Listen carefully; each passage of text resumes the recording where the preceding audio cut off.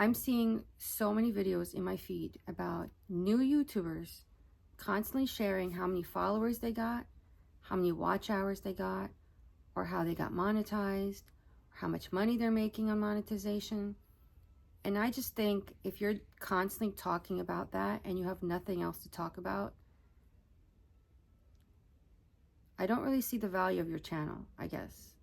Now, I myself am a very small YouTuber. I'm fairly new to YouTube, but I have an actual theme or niche that I want to share here on YouTube. As a professional YouTube watcher, I have some tips.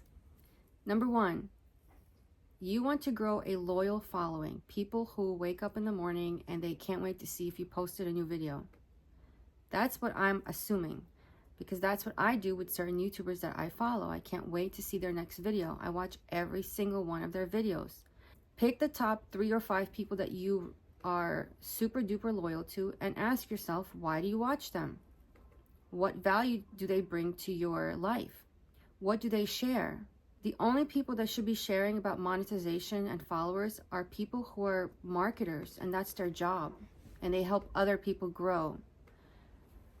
But if that's not your profession, I think people should just stay away from it, because there is no secret code to YouTube, in my opinion. I've seen random people start growing. It's just, you never know. Just everyone's just saying to just be consistent and just keep posting and be consistent, be authentic. And that, I agree with that. And you will grow, and stop focusing on your numbers. If you have art, share your art. If you make music, share your music. If you like to review products, you can review products on here. You can do tutorials. You can do vlogs. If you live somewhere interesting, you can record that. If you have experiences that you went through, you can share that. If you have an interesting profession, like if you're a lawyer or a scientist, you can share that kind of stuff on your channel. Teach people about law or their human rights. If you have advice, if you're a psychiatrist or a therapist, you can talk about relationships and things like that. If you're a doctor or you're a nutritionist, you can talk about health. If you're funny, you can make jokes and shorts and reels. You can make memes. If you fix stuff, you can record yourself fixing stuff and helping people who need to know how to fix something. You can make reactions to other videos. There's endless amounts of things you can post on YouTube. Recipes. I mean, it's endless. Why would you only talk about the 10 subscribers you gained or the extra 5 watch hours you got? It doesn't matter. It doesn't matter. In my opinion, it doesn't matter. If that's all you're focusing on, you're gonna burn out and you're gonna lose interest. My opinion is to focus on doing something that you're really passionate about. You would post, even if you're making no money, that you enjoy recording yourself doing or talking about, and just keep doing it. Eventually, you will find your community, but it's not always about, in my opinion, monetization and subscribers. I subscribe to probably hundreds and hundreds of channels, and I only watch like 3 or 4 channels now. So your subscriber count doesn't really matter. What matters is, number 1, you enjoy coming on YouTube and recording yourself. Number 2, you're passionate about what you're doing. Number 3, that you're offering people value and they keep coming back to you. You can have a small, very, very loyal subscriber count, or you can have millions of subscribers, but they forgot you exist. Or you can be all over the place, and maybe you have random how-to videos or fix-it videos, so you're just getting views from, like, you have no subscribers because your videos are all over the place, but you have valuable videos because you help people fix stuff. So those videos are getting maybe millions of views. I look for recipes and how to fix stuff on YouTube, and there are some of the best videos are super old and they have millions of views because it works and people keep coming back to it. There are a few YouTubers that I like so much that I joined their email list. So ask yourself, would someone join your email list? Would you give someone your email, any of the YouTubers you follow, would you give them your email to receive their emails? The reason I did that is because one of the YouTubers that I watch is he's constantly getting banned on YouTube because he talks about truthful things that the algorithm doesn't like. And so he's got an email list where he can send you emails in case he gets banned. On top of that, he has a subscription. On his website, he has videos that cannot be shown on YouTube, for example. And that is only for paid subscribers. And it's like $2 a month, maybe $3. And I subscribe to that, and I pay $2, $3 a month to make sure that if he ever disappears from YouTube, I have access to him. And the only reason he charges money is because YouTube is free. But if you want to have videos on your own website, you have to pay monthly hosting fees for that. But I respect him so much, I trust him so much, or I enjoy his videos so much that I'm willing to pay for his website. Are there YouTubers who you've purchased their products before? How can you create the same kind of value that your subscribers will actually purchase from you? There's another YouTuber that I watch. Their videos are also centered on YouTube because they also get taken down. Those are more like conspiracy videos, but I find them really, really interesting. He can't even be on YouTube. So he has a Patreon for all his uncensored content. That's $8 a month. And I pay it because it's completely worth it. And he barely comes out with one video a month because they take time to produce. It's not always about subscribers and watch hours. If you create value, you can make money outside of YouTube, because that is what matters the most, is to have this loyal following. It's not about being on YouTube. YouTube can shut down tomorrow. YouTube can ban you tomorrow. YouTube can demonetize you tomorrow. You cannot rely on YouTube alone, in my opinion. And I had an online business for 5 years. Right now it's in transition. But I had an email list. So I can sell to my customers wherever, whether it was on Instagram, Facebook, YouTube, or in my emails. Your email list is like real estate. You own people's emails. You have direct contact to them. You don't have direct contact to anyone on YouTube. Even on Etsy, you're not allowed to get people's emails on Etsy. It's like on Amazon. If you have customers on Amazon, you're not allowed to go and put them on your email list. But you can put something in your product or in your book that says, join my email list, join my newsletter, you'll get a discount. You can do that, and then they can choose to join your email list, and then you could email them and sell them whatever you want. 2 of the channels that I mentioned are no face channels. That means I've never seen that person's face, and one of them does not even use his real voice. He uses like a fake voice. So you don't even have to be yourself on YouTube. As long as you provide actual value, people will watch. And I think that's the problem. Everyone's focusing on, oh, if I just pop on over here and just speak my mind, I'm going to get followers, I'm going to get monetized, and I'm going to make money. Sure, that can happen in the beginning, but people are going to lose interest if you don't have anything interesting to talk about.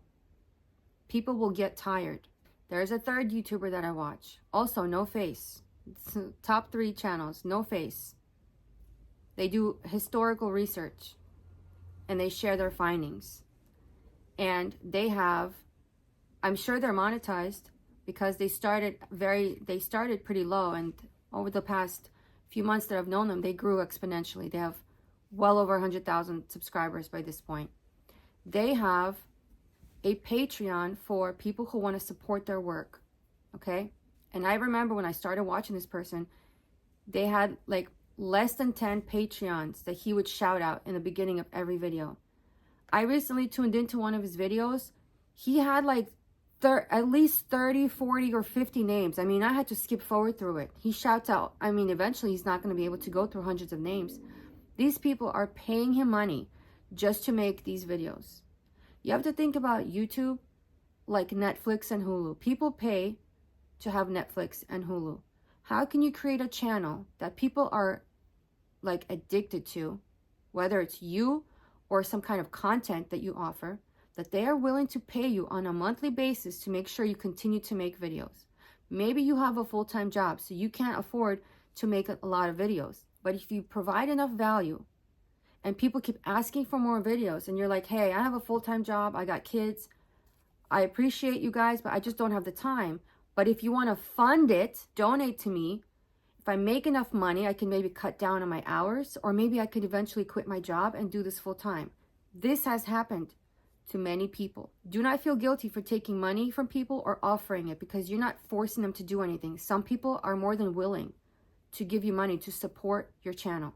That's going to be part 2 of this video, because a lot of people, for some reason, are getting angry when YouTubers are selling products on YouTube. YouTube is a marketing channel. YouTube runs ads. I mean, you're watching ads. Those are people selling products. So why can't I put something on my channel that I created and offer it to you? That's a whole different video.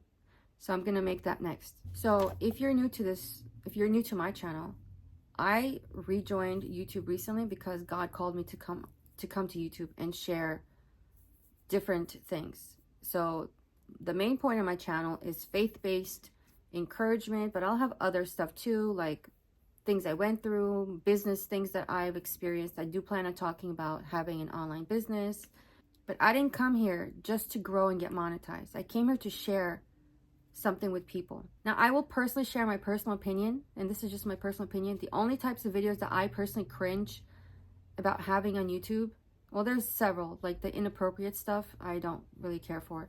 But like the gaming ones, like the video gaming ones, I don't think gaming provides any value to the world.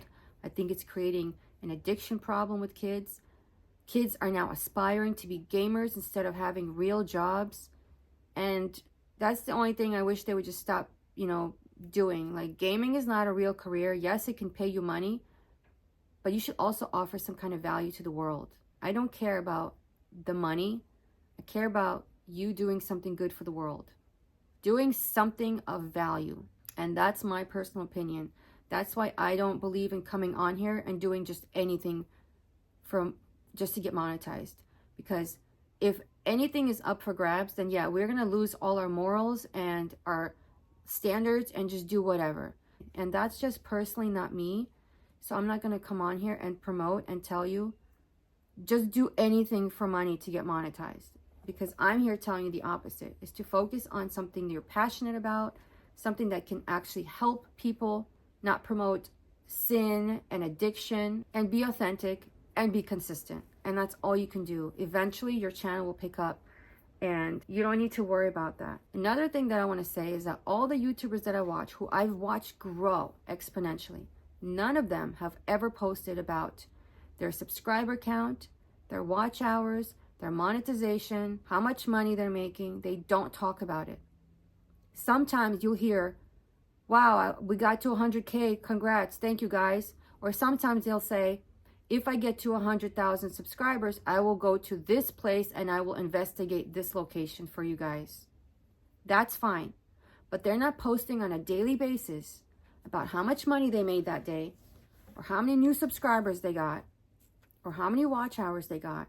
Because that's not their focus, and that's not why they came on YouTube. And even if it is, they're choosing to stay humble about it. They're choosing to celebrate off camera instead of constantly being on camera.